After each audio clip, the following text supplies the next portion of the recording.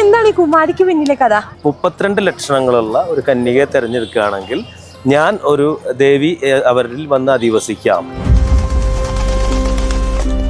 ഒരു കുട്ടീനെ അടച്ചു പൂട്ടിയിടിക്കുകയാണെന്നുള്ള രീതിയിലൊക്കെ നമ്മുടെ നാട്ടിൽ പ്രചരിപ്പിക്കുന്നവരുണ്ട്. അങ്ങനെയൊന്നല്ല. 51 ശക്തിപീഠങ്ങളിൽ ഏറ്റവും പ്രധാനപ്പെട്ടതും ആദ്യമുണ്ടായതും ഗുഹേശ്വരി ക്ഷേത്രമാണ് എന്നതാണ് വിശ്വാസം.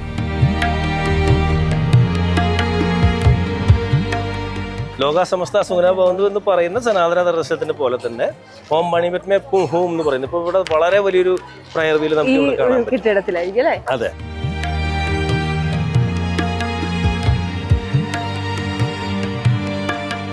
നമുക്കറിയാം ബുദ്ധിസത്തിന് 3 യാനങ്ങളാണുള്ളത്. അതിൽ ആദ്യത്തെ ഹീനയാനവുമായി ബന്ധപ്പെട്ടിട്ടുള്ള ഒരു ബുദ്ധിസ്റ്റ് മൊണാസ്ട്രി ആണ് ഇത്.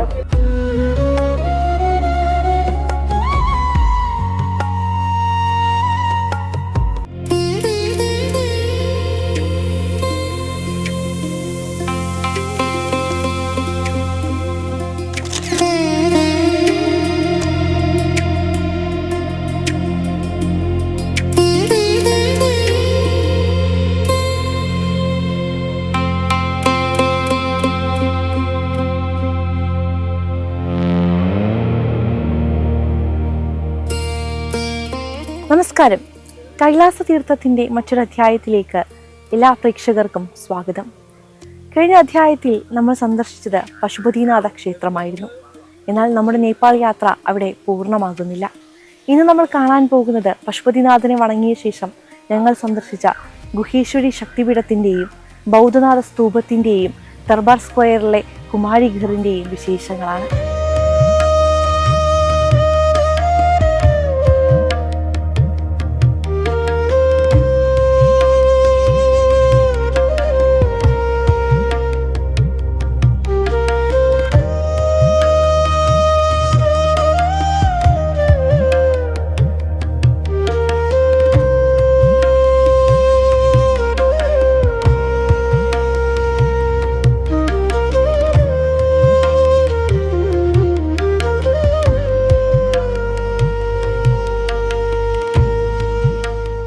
പശുപതിനാഥന് തൊട്ടടുത്തായി ഭാഗ്മതിയുടെ മറുകരയിൽ സ്ഥിതി ചെയ്യുന്ന വലിയ ഊർജ കേന്ദ്രങ്ങളിലൊന്നാണ് ഗുഹേശ്വരി ക്ഷേത്രം. 51 ശക്തിപീഠങ്ങളിൽ ഏറ്റവും പ്രധാനപ്പെട്ടതും ആദ്യമുണ്ടായതും ഗുഹേശ്വരി ക്ഷേത്രമാണ് എന്നതാണ് വിശ്വാസം. പരമശിവനും ശക്തിയും ഒരുമിച്ച് ചേരുമ്പോഴാണ് പ്രപഞ്ചം പൂർണ്ണമാകുന്നത്. അതുകൊണ്ട് തന്നെ പശുപതിനാഥന്റെ ദർശനം പൂർണ്ണമാകണമെങ്കിൽ ഗുഹേശ്വരി ദേവിയുടെ തിരുനടയിൽ എത്തണമെന്നതാണ് വിശ്വാസം. അതുകൊണ്ട് തന്നെ രഹസ്യങ്ങളുടെയും തന്ത്രവിദ്യയുടെയും പ്രധാന കേന്ദ്രമായ ഗുഹേശ്വരി ശക്തിപീഠത്തിൻ്റെ കാഴ്ചകൾ കൂടി നമുക്കൊന്ന് കാണാം.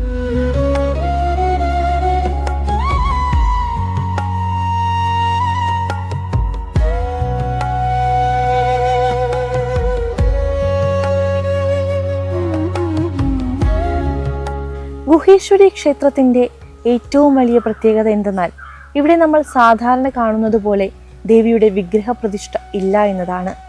വിഗ്രഹത്തിന് പകരം ഭൂമിയിലേക്ക് താഴ്ന്നു കിടക്കുന്ന ഒരു പ്രകൃതിദത്തമായ ഉറവയാണ് ഇവിടെ ആരാധിക്കപ്പെടുന്നത്.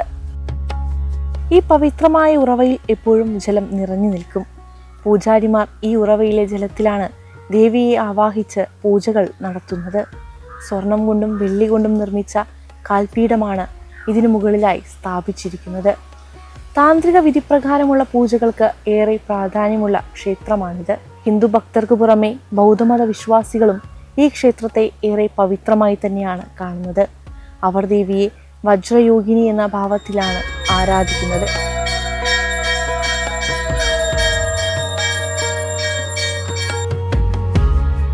ഒരേ സമയം 2 വ്യത്യസ്ത സംസ്കാരങ്ങൾ ഒത്തുചേരുന്ന ഒരു അപൂർവ കാഴ്ച കൂടിയാണ് ഈ പുണ്യസംഗീതം.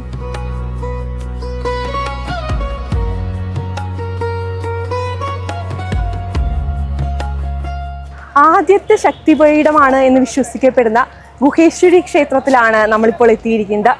കൈലാസ യാത്രയുടെ ഭാഗമായി നമ്മൾ രണ്ടാമതായി സന്ദർശിക്കുന്ന ക്ഷേത്രമാണ് ഗുഹേശ്വരി ക്ഷേത്രം. ഈ ക്ഷേത്രത്തിന് നിറയെ പ്രത്യേകതകളുണ്ട്. ശക്തിപീഠങ്ങളിൽ ഒന്നാണ്. അതുകൊണ്ട് തന്നെ ഇവിടെ നിൽക്കുമ്പോൾ തന്നെ നമുക്ക് ആ ഒരു എനർജി അത്രത്തോളം അനുഭവിക്കാൻ സാധിക്കുന്നുണ്ട്.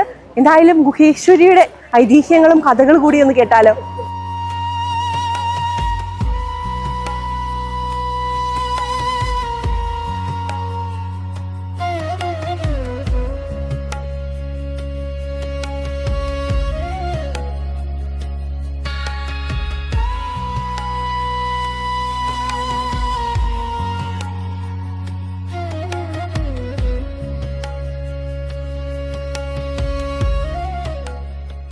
കാഠ്മണ്ഡുവിലെ നമ്മുടെ രണ്ടാമത്തെ ദർശനം എന്ന് പറയുന്നത് ഒരു ശക്തിപീഠത്തിലാണ്. ഈ ശക്തിപീഠം എന്ന് പറയുന്നത് ഇവിടെയുള്ള വിശ്വാസം അനുസരിച്ചിട്ട് ആദ്യത്തെ ശക്തിപീഠമാണിത് എന്നാണ് അവർ പറയുന്നത്. അതായത് ദേവി സതിയുടെ ശരീരം ദക്ഷയാഗത്തിന് പോയി അപമാനിതയായ ദേവി സതി ആ യാഗ ഇതിൽ തന്നെ അഗ്നിയിൽ തന്നെ ചാടി ദേഹത്യാഗം ചെയ്തു. പിന്നീട് ശിവൻ അവിടെ വന്ന് ദക്ഷൻ്റെ ഗളച്ഛേദം ചെയ്തതിന് ശേഷം ഈ കത്തിക്കരിഞ്ഞ സതിയുടെ ശരീരവുമായി ദുഃഖാർത്ഥനായിട്ട് പ്രപഞ്ചം മുഴുവൻ അലഞ്ഞു തിരിഞ്ഞു നടന്നു എന്നുള്ളതാണ് ഐതിഹ്യം. അപ്പം അങ്ങനെ നടന്ന് പ്രപഞ്ചത്തിൻ്റെ താളം തെറ്റുന്നൊരു അവസ്ഥ വന്നപ്പോൾ വിഷ്ണു സുദർശന ചക്രം ഉപയോഗിച്ചുകൊണ്ട് ദേവിയുടെ ശരീരത്തെ 51 കഷ്ണങ്ങളാക്കി ചിതറിത്തെറിപ്പിച്ചു. അങ്ങനെ ആ ശരീരം നഷ്ടപ്പെട്ടപ്പോൾ ഭഗവാൻ പിന്നീട് തപസ്സിലേക്ക് തിരിച്ചു പോവുകയും പിന്നീട് സതീദേവി പുനർജീവിച്ച് പാർവതിയായി വന്ന് തപസ് ചെയ്ത് ഭഗവാനെ വീണ്ടും നേടിയെടുക്കുകയും ചെയ്ത കഥ നമുക്കറിയാം. അപ്പോൾ ആ കഥയിൽ ഓരോ ഭാഗങ്ങൾ ദേവിയുടെ ശരീരഭാഗങ്ങൾ വീണ സ്ഥലങ്ങൾ ഓരോന്നും പ്രാധാന്യമുള്ള ശക്തിപീഠങ്ങളാണ്. അങ്ങനെ 51 ശക്തിപീഠങ്ങളാണ് നമുക്ക് ആകെയുള്ളത്. അതിൽ കാഠ്മണ്ഡുവിലുള്ള ശക്തിപീഠത്തിന് ഈ ശക്തിപീഠത്തിനെയാണ് സാധാരണ നിലയ്ക്ക് ഉയാദേവി എന്നാണ് അതിൻ്റെ പേര് പറയുന്നത്. ആ ശക്തിപീഠത്തിന് ഇവർ വിശ്വസിക്കുന്ന ഏറ്റവും ആദ്യം നിലത്ത് വീണ പീസ് ഇതാണ്. ആ കഷ്ണം ശരീരകഷ്ണത്തിൻ്റെ ഭാഗം ഇതാണെന്നാണ് വിശ്വസിക്കുന്നത്. ഇത് നിതംബത്തിൻ്റെ ഭാഗം, ഇടത്തെ നിതംബത്തിൻ്റെ ഒരു ഭാഗമാണ് ഇവിടെ വീണിരിക്കുന്നത്. അപ്പോൾ ചിലപ്പോൾ ഇവർ പറയുന്നത് ഇപ്പോൾ ഇതുപോലെ ദേവിയുടെ യോനി വീണിട്ടുള്ള സ്ഥലമാണ് കാമാഖ്യയിലുള്ള ആസാമിലുള്ള കാമാഖ്യ ക്ഷേത്രം വരുന്നത്. അപ്പോൾ അത് മുൻഭാഗമാണ്, ഇത് പിൻഭാഗമാണെന്നുള്ള രീതിയിൽ രണ്ടും ഒരേ അർത്ഥത്തിൽ പ്രാധാന്യമുള്ളതാണെന്നും ഊർവരതയുടെ പ്രതിനിധീകരിക്കുന്ന ക്ഷേത്രമാണ് എന്നുള്ളതാണ് ഇവിടുത്തെ വിശ്വാസം. അപ്പോൾ ദേവിയുടെ ശക്തിപീഠം എന്ന് പറഞ്ഞാൽ ദേവിയുടെ ശരീരഭാഗങ്ങളും വീട്ടിലെ എല്ലാ ഭാഗങ്ങളും വളരെ തേജോമയമായിട്ടുള്ള ശക്തിപീഠങ്ങളാണ്. അതിലേറ്റവും പ്രധാനപ്പെട്ട ഒരു ശക്തിപീഠമാണ് ഈ ക്ഷേത്രം. അപ്പോൾ പശുപതിനാഥിൽ കഴിഞ്ഞ ദർശനത്തിന് ശേഷം നമ്മുടെ കൈലാസയാത്ര സംഘങ്ങൾ അടുത്തായിട്ട് സന്ദർശിക്കുന്ന ഒരു ക്ഷേത്രം ദേവിയുടെ ഈ ശക്തിപീഠമാണ്.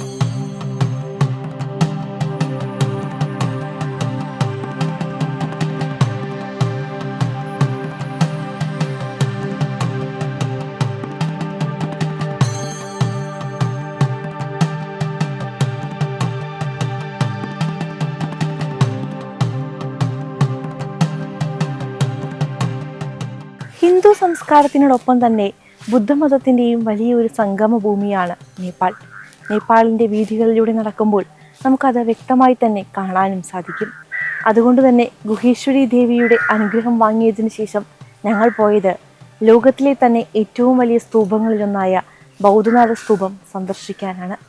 ടിബറ്റൻ ബുദ്ധിസത്തിൻ്റെ പ്രധാന കേന്ദ്രങ്ങളിലൊന്നാണ് ബൗദ്ധനാഥ സ്തൂപം.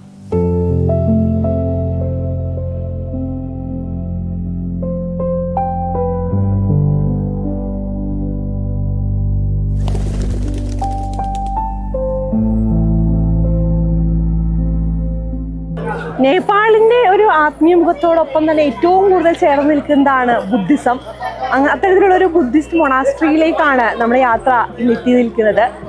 പശുപതിനാഥനെയും ശക്തിപീഠത്തെയും എല്ലാം കണ്ടതിന് ശേഷമാണ് നമ്മൾ ഈ മൊണാസ്ട്രിയിലേക്ക് എത്തിയത്. നമുക്കറിയാം ബുദ്ധിസത്തിന് 3 യാനങ്ങളാണുള്ളത്. അതിൽ ആദ്യത്തെ ഹീനയാനവുമായി ബന്ധപ്പെട്ടിട്ടുള്ള ഒരു ബുദ്ധിസ്റ്റ് മൊണാസ്ട്രിയാണ് ഇത്.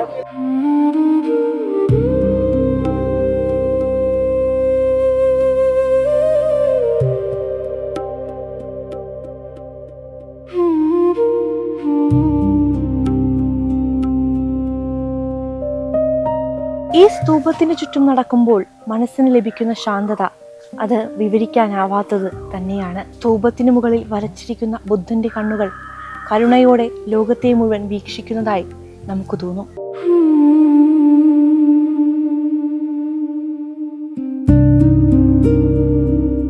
ദൂരത്ത് നിന്ന് നോക്കുമ്പോൾ തന്നെ കണ്ണഞ്ചിപ്പിക്കുന്ന വലിപ്പമുള്ള ഈ വെളുത്ത ഗോളാകൃതിയും അതിനു മുകളിലെ സ്വർണ്ണ ഗോപുരവും ഭക്തരിൽ വലിയൊരു ശാന്തത നിറയ്ക്കും. മുകളിൽ നിന്ന് നോക്കുമ്പോൾ ബൗദ്ധനാഥ സ്തൂപം കാണപ്പെടുന്നത് ഒരു ഭീമാകാരമായ മണ്ഡല രൂപത്തിലാണ്. ബുദ്ധമതത്തിൽ മണ്ഡല എന്നാൽ പ്രപഞ്ചത്തിൻ്റെ മാതൃകയാണ്. സ്തൂപത്തിൻ്റെ ഘടന പ്രകൃതിയിലെ പഞ്ചഭൂതങ്ങളെയാണ് പ്രതിനിധീകരിക്കുന്നത്.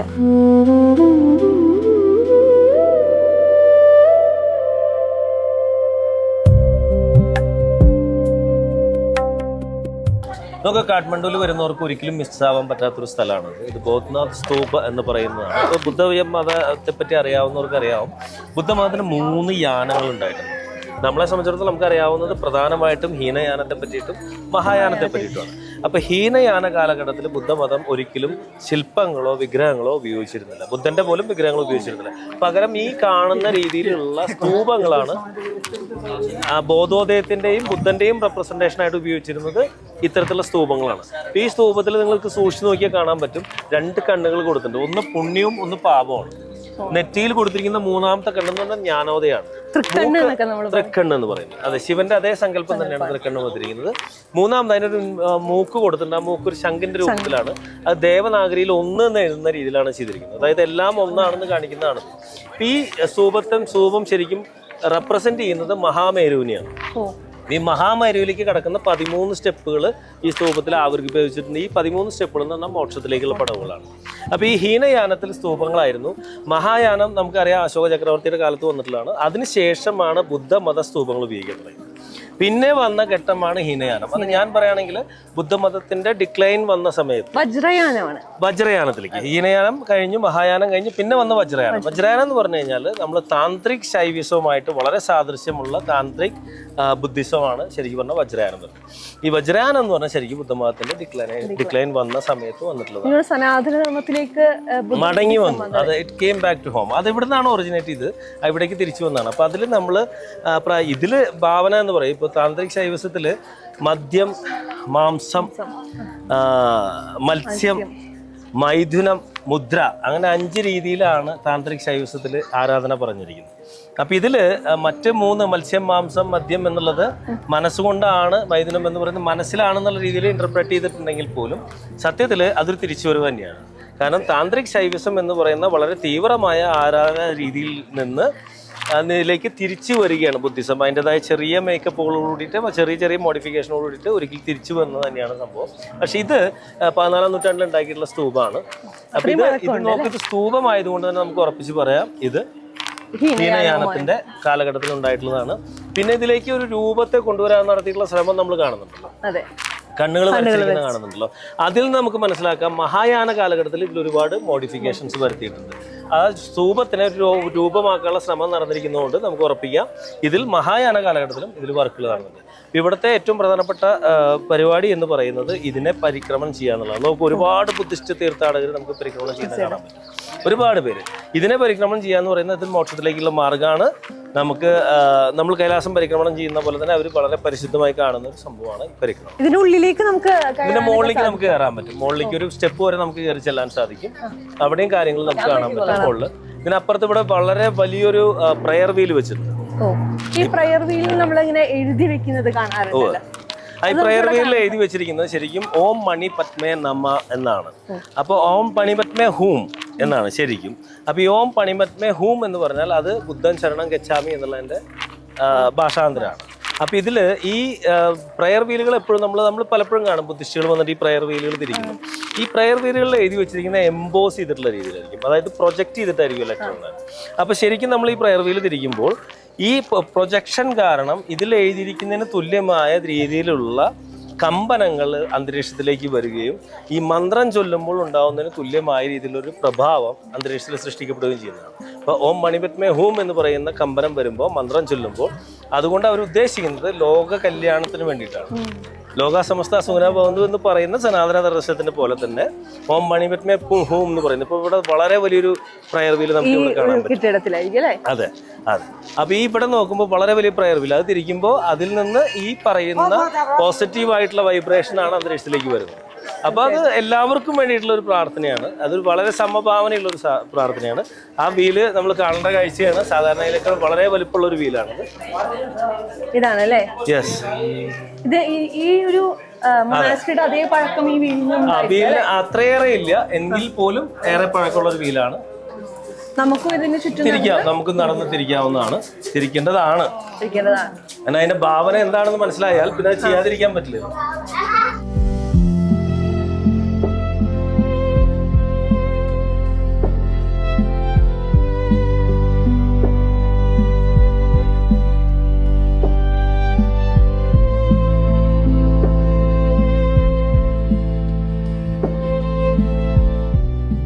നേപ്പാളിൽ അഭയം പ്രാപിച്ച ആയിരക്കണക്കിന് ടിബറ്റൻ ബുദ്ധമത വിശ്വാസികളുടെ പ്രധാന അഭയകേന്ദ്രമാണ് ഇവിടം.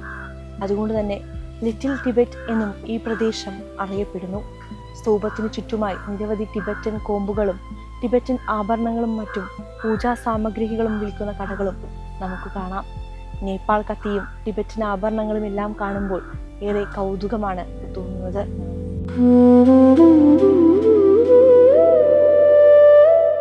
നമ്മൾ ഗാന്ധിനഗർ സെക്കൻഡ് സ്ട്രീറ്റില് മോഹൻലാലിന്റെ കയ്യിലൊരു കത്തി ഉള്ളതിനെ കുറിച്ച് എപ്പോഴും പറയാറുണ്ട്. ആ കത്തി പുറത്ത് എടുത്തു കഴിഞ്ഞാൽ പിന്നെ ചോര കണ്ടാലേ അകത്ത് വെക്കുള്ളൂ എന്നൊക്കെ പറയാറില്ലേ. ആ കത്തിയാണ് ഈ കത്തി, ഗൂർഖന്മാരുടെ കയ്യിലുണ്ടാകുന്ന നേപ്പാളി കത്തി. നമ്മളിവിടെ മൊണാസ്ട്രിയിൽ വന്നപ്പോൾ കണ്ടതാണ്.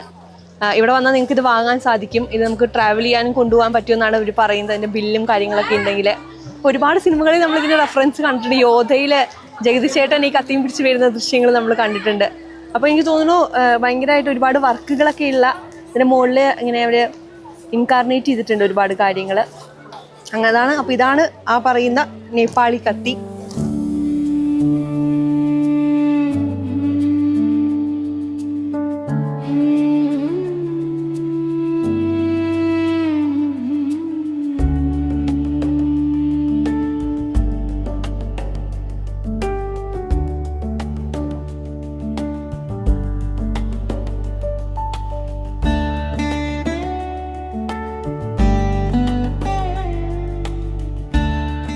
ബൗദ്ധനാഥ സ്തൂപം കണ്ടതിന് ശേഷം ഞങ്ങൾ പോയത് നേപ്പാളിലെ ഏറെ ചരിത്ര പ്രാധാന്യമുള്ള യുനെസ്കോയുടെ പൈതൃക പട്ടികയിൽ വരെ ഇടം നേടിയിട്ടുള്ള ദർബാർ സ്ക്വയറിലേക്കാണ്.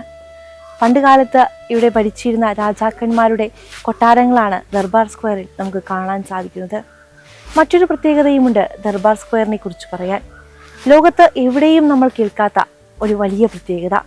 അത് മറ്റൊന്നുമല്ല, കുമാരി അഥവാ ദ ലിവിങ് ഗോഡസസ് അല്ലെങ്കിൽ ജീവിക്കുന്ന ദേവത. നേപ്പാളിൻ്റെ ആചാരങ്ങളുമായി ബന്ധപ്പെട്ട് നിൽക്കുന്ന ഏറെ പ്രാധാന്യമുള്ള ഒന്നാണ് നേപ്പാളിൻ്റെ പ്രത്യേകതയായിട്ടുള്ള ജീവിക്കുന്ന ദേവതാ സങ്കല്പം. കുമാരി എന്നാണ് ആ കുഞ്ഞിനെ വിളിക്കുക. ആ കുമാരി വസിക്കുന്ന കൊട്ടാരം, അതായത് കുമാരിഗർ, സ്ഥിതി ചെയ്യുന്നതും ഇതേ ദർബാർ സ്ക്വയറിലാണ്.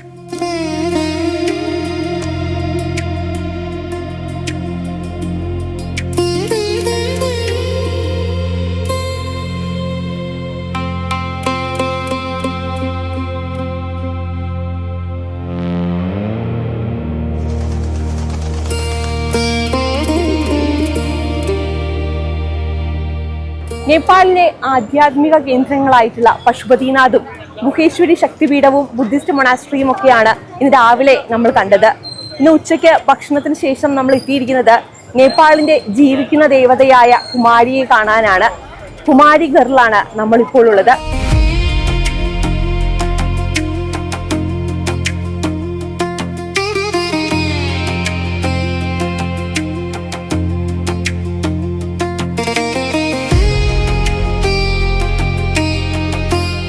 ദർബാർ സ്ക്വയറിലെ കാഴ്ചകൾ കണ്ട് അങ്ങനെ ഞങ്ങൾ കുമാരിഗറിലേക്ക് പോയി. കുമാരിഗറിലേക്ക് മാധ്യമങ്ങൾക്ക് പ്രവേശനമില്ല. ക്യാമറകളും മറ്റ് ചിത്രീകരണങ്ങളും ഒന്നും പാടില്ല എന്നതാണ് നിയമം. കുമാരി പുറത്തിറങ്ങുമ്പോൾ മാത്രമാണ് കുമാരിയുടെ ചിത്രം പകർത്താൻ പോലും സാധിക്കുക. അത്രമേൽ കർശനമായ നിയന്ത്രണങ്ങളുണ്ട് കുമാരിയെ കാണാൻ ചെല്ലുമ്പോൾ.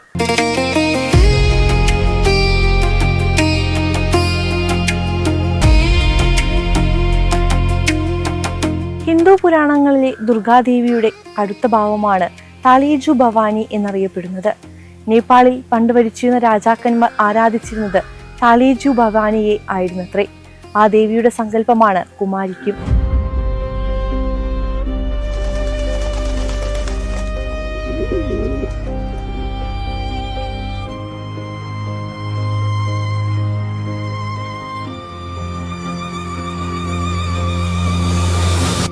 ചേട്ടാ, നമ്മള് കുമാരിയെ കാണാൻ പോകുമ്പോ നമുക്ക് നമ്മുടെ പ്രേക്ഷകരെ കൂടെ കൊണ്ടുപോകാൻ സാധിച്ചില്ല. അവിടേക്ക് മാധ്യമങ്ങൾക്ക് പ്രവേശനം, ഈ ഫോണ് കൊണ്ടുപോകാൻ പോലും പാടില്ല. ശരിക്കും എന്താണ് ഈ കുമാരിക്ക് പിന്നിലെ കഥ? ദർബാർ ഹോളിലാണ് നമ്മൾ നിൽക്കുമ്പോൾ, ദർബാർ സ്ക്വയറിൽ നിൽക്കുമ്പോൾ ഏറ്റവും പ്രധാനപ്പെട്ട സ്ഥലം തന്നെയാണ് കുമാരി എന്ന് പറയുന്നത്. അപ്പോൾ ലിവിങ് ഗോഡസസ് എന്നാണ് അവർ ലോകത്ത് ആകമാനം അറിയപ്പെടുന്നത്. അത് ജീവനോടെ നമ്മുടെ മുന്നിൽ മജ്ജയും മാംസമുള്ള ഒരു ദൈവത്തെ കാണുക എന്നുള്ളതാണ് ഇതിൻ്റെ സങ്കല്പം. അപ്പോൾ അത് ശരിക്കും പറഞ്ഞാൽ വളരെ പഴക്കം, ഇവിടുത്തെ രാജവംശത്തിൻ്റെ വളരെ പഴക്കം ചെന്നൊരു കഥയാണത്. അതിൽ അന്ന് കാലത്ത് ഇവരുടെ തലോജ ഭവാനി എന്ന് പറയുന്ന കുലദേവത അന്നത്തെ രാജാവിൻ്റെ കൂടെ വന്ന് ചെസ്സ് കളിച്ചിരുന്നു എന്നാണ് പറയുന്നത്. രാത്രി കാലങ്ങളിൽ ഇരുന്നിട്ട് ജയപ്രകാശ് നല്ല എന്ന് പറയുന്ന രാജാവിന്റെ കൂടെ ഇരുന്ന് രാത്രി കാലങ്ങളിൽ ചെസ് കളിക്കാൻ വന്നിരുന്നു. സോ മനുഷ്യ ശരീരത്തിൽ തന്നെ രൂപത്തിൽ തന്നെ വന്ന് ചെസ് കളിച്ചിരുന്നു എന്നാണ് പറയുന്നത്. അപ്പോൾ രാജാവിനോട് ദേവി പറഞ്ഞിരുന്ന ഒരു കണ്ടീഷൻ എന്ന് പറയുന്നത് ഇത് ഒരു കാരണവശാലും മറ്റാരും അറിയരുത്. പക്ഷെ രാജാവിന്റെ സംഭാഷണത്തിൽ നിന്ന് ചെറിയ ചില സൂചനകൾ കിട്ടിയ രാജാവിന്റെ പുത്രി വന്ന് രാത്രി വന്ന് ദേവിനെ കാണുന്നു. അപ്പൊ ദേവിക്ക് അത് ഇഷ്ടപ്പെടാത്തതുകൊണ്ട് ദേവി ആ രാജകൊട്ടാരം വിട്ടു പോവുകയും അത് കഴിഞ്ഞ് രാജാവ് ക്ഷമാർപ്പണമായി ചെന്നപ്പോൾ അദ്ദേഹത്തോട് പറഞ്ഞു, നിങ്ങളൊരു കാര്യം ചെയ്യൂ, നിങ്ങൾ ഒരു കന്യകയെ 32 ലക്ഷണങ്ങളുള്ള ഒരു കന്യകയെ തിരഞ്ഞെടുക്കുകയാണെങ്കിൽ ഞാൻ ഒരു ദേവി അവരിൽ വന്ന് അധിവസിക്കാം. അപ്പൊ അധിവസിക്കുന്നത് എത്ര വരെയാണ്? അവർ കന്യകയായിരിക്കുന്നിടത്തോളം കാലം, അതായത് അവര് പ്രായപൂർത്തി ഋതുമതിയായി കഴിഞ്ഞാൽ ദേവി അവരിൽ നിന്ന് വിട്ടൊഴിയും. അപ്പൊ വേറൊരാളെ കണ്ടെത്തിയിട്ട് അവരിൽ ദേവിനെ വീണ്ടും സ്ഥാപിക്കും. അതാണ് അതിൻ്റെ രീതി. അപ്പോൾ ഇത് സാധാരണ ഇത് തിരഞ്ഞെടുക്കുന്ന സമയം വരുമ്പോൾ ആയിരക്കണക്കിന് അപേക്ഷകൾ വരും. കാരണം നമുക്ക് അപ്ലൈ ചെയ്യാം, ഇത് ഇവിടുത്തുകാർക്ക് അപ്ലൈ ചെയ്യണം. ഇന്ന ഇവിടുത്തെ ഒരു പ്രത്യേക വിഭാഗത്തിന് മാത്രമേ ഇതിനു വേണ്ടി അപേക്ഷിക്കാൻ പറ്റുള്ളൂ. അപ്പൊ അങ്ങനെ വരുമ്പോൾ ആയിരക്കണക്കിന് അപേക്ഷകൾ വന്നാലും അത് ഒരു വലിയൊരു എക്സ്പെർട്ട് പാനലാണ് അവർ തിരഞ്ഞെടുക്കുന്നത്. 32 ലക്ഷങ്ങൾ ഉണ്ടാവണം. ആ കുട്ടിക്ക് ഭയം ഉണ്ടാവാൻ പാടില്ല, ഇരുട്ടിനെ പേടി ഉണ്ടാവാൻ പാടില്ല. ഇരുട്ടിന മുറിക്കകത്ത് ഇവർ പല ഭീകര രൂപങ്ങളെ വെച്ചുകൊണ്ട് കുട്ടീനെ ഭയപ്പെടുത്തി നോക്കും. ചെറിയ പ്രായമല്ലേ? അതാണ് ലക്ഷണങ്ങളുടെ, അതായത് അത്രയും ലക്ഷണങ്ങൾ തികഞ്ഞ ലക്ഷണത്തേക്കുള്ള ആളെയാണ് തിരഞ്ഞെടുക്കുക. തിരഞ്ഞെടുത്താൽ അവർ പിന്നെ ഈ കൊട്ടാരത്തിലാണ് താമസിക്കുക. അപ്പൊ അവർക്ക് പിന്നീട് പ്യൂബർട്ടി വരെയുള്ള സമയത്ത് അവർക്ക് ഇവിടുത്തെ ജനങ്ങളുടെ ചെലവില് രാജകീയമായ ജീവിതമാണ്. അവരുടെ ഫാമിലിക്കും ഇവിടേക്കും മാറാം. പക്ഷെ ഒറ്റ കണ്ടീഷനുള്ളൂ, ദേവി എപ്പോഴും ദർശനം കൊടുത്തുകൊണ്ടിരിക്കും. ഈ ദർശനം കൊടുക്കുന്ന സമയത്ത് ദേവി ചിരിക്കില്ല. ദേവി നമ്മളെ നോക്കി ചിരിച്ചാൽ നമുക്ക് വലിയ ദൗർഭാഗ്യം വരും എന്നാണ്, മരണം വരെ സംഭവിക്കുമെന്നാണ് അതിന്റെ ലക്ഷണം. അതുകൊണ്ട് ആ കുട്ടി ചിരിക്കില്ല, ദേവി ചിരിക്കില്ല. മാത്രമല്ല വളരെയധികം നിയന്ത്രണങ്ങൾ ഇവിടെ ഉണ്ട്. നമുക്ക് ഫോട്ടോ എടുക്കാൻ പാടില്ല, നമുക്ക് ക്യാമറകളകത്ത് കയറ്റാൻ പാടില്ല. പിന്നെ നമ്മൾ അവിടെ അവർ പ്രത്യക്ഷപ്പെടുന്ന സമയത്ത് വളരെ അച്ചടക്കത്തോടി പെരുമാറാൻ നിബന്ധിതരാണ്. അങ്ങനെ ഒരുപാട് കണ്ടീഷൻസ് ഇതിനകത്തുണ്ട്. പക്ഷെ ഇതില് ഈ കുട്ടിക്കിടെ സാധാരണ ആൾക്കാർ പറയൊരു അടിമത്തം പോലുള്ള ജീവിതമാണെന്നൊക്കെയാണ് നമ്മുടെ നാട്ടിലൊക്കെ പ്രചരിപ്പിക്കുക. അങ്ങനെയൊന്നുമല്ല. ഒരു വെളിച്ചപ്പാടെന്ന് പറയുമ്പോൾ വെളിച്ചപ്പാടിന് ഒരുപാട് സാക്രിഫൈസ് ഉണ്ട്. ആ സാക്രിഫൈസിനൊപ്പം അദ്ദേഹത്തിന് കിട്ടുന്ന ഏറ്റവും വലിയ പ്രിവിലേജ് എന്ന് പറയുന്നത് അദ്ദേഹം ദൈവത്തിന്റെ പ്രതിപുരുഷനാണ് എന്നുള്ളതാണ്. അതുപോലെ ദൈവത്തിന്റെ പ്രതിപുരുഷനായി ഈ ജനതയുടെ പരിപാലനം ചെയ്യുന്ന കുലദേവതയുടെ പ്രതീകമായിട്ട് ജീവിക്കുക എന്ന് പറയുന്ന ഒരു പ്രിവിലേജാണ്. ഇനി ഒരു സ്റ്റേജ് കഴിയുമ്പോൾ അവർക്ക് നിർത്തി പോകണമെന്ന് തോന്നുകയാണെന്നുണ്ടെങ്കിൽ, അതായത് പ്യൂബർട്ടിക്ക് ശേഷം അവർക്ക് സാധാരണ ജീവിതത്തിലേക്ക് മടങ്ങാം, വിദ്യാഭ്യാസവും കാര്യങ്ങളായിട്ട് സാധാരണ ജീവിതത്തിലേക്ക് മടങ്ങാം. അത് കഴിഞ്ഞ് അവർക്ക് എത്ര കാലം കുമാരിയായിട്ട് നിലനിൽക്കുന്നു അത്രയും കാലം അവർക്ക് ഈ പറയുന്ന ആനുകൂല്യങ്ങളൊക്കെ തന്നെ സർക്കാരിൽ നിന്ന് കിട്ടിക്കൊണ്ടിരിക്കും.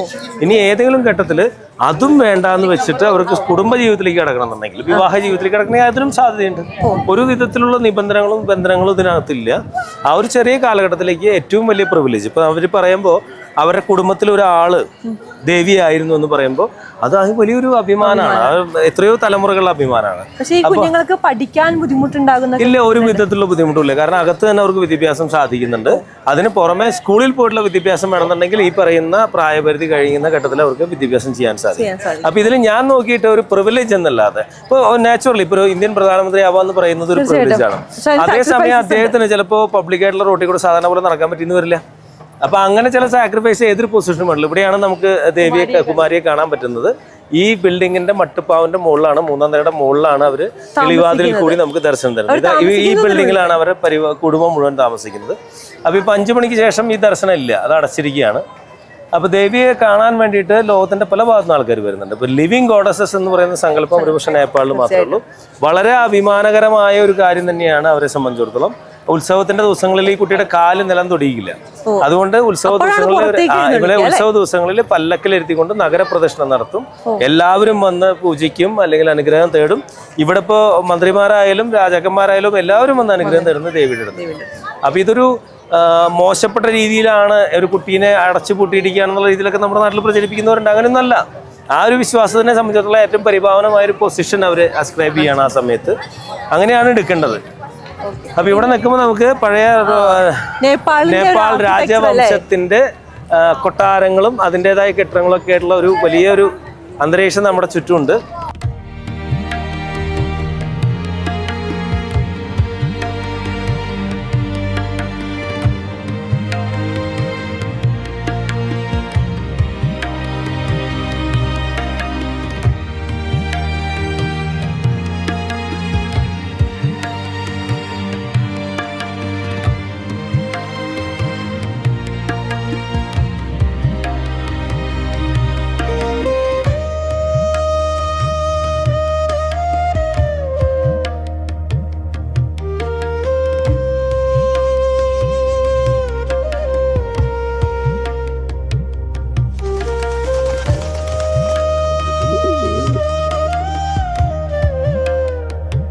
നേപ്പാളിൻ്റെ വിശേഷങ്ങൾ ഇവിടെ അവസാനിക്കുന്നില്ല. ഇനിയും ഒരുപാട് നേപ്പാളിനെ കുറിച്ച് നമുക്ക് അറിയാനുണ്ട്. ഒരുപാട് സ്ഥലങ്ങൾ സന്ദർശിക്കാനുണ്ട്. ഏറെ അത്ഭുതങ്ങൾ നിറഞ്ഞ ജൽനാരായണ ക്ഷേത്രത്തെക്കുറിച്ചും നേപ്പാളിൻ്റെ മാർക്കറ്റിലെ വീഥികളിലെ വിശേഷങ്ങളെക്കുറിച്ചുമെല്ലാം കൂടുതലായി നമുക്ക് അടുത്ത അധ്യായത്തിൽ അറിയാം. നമസ്കാരം.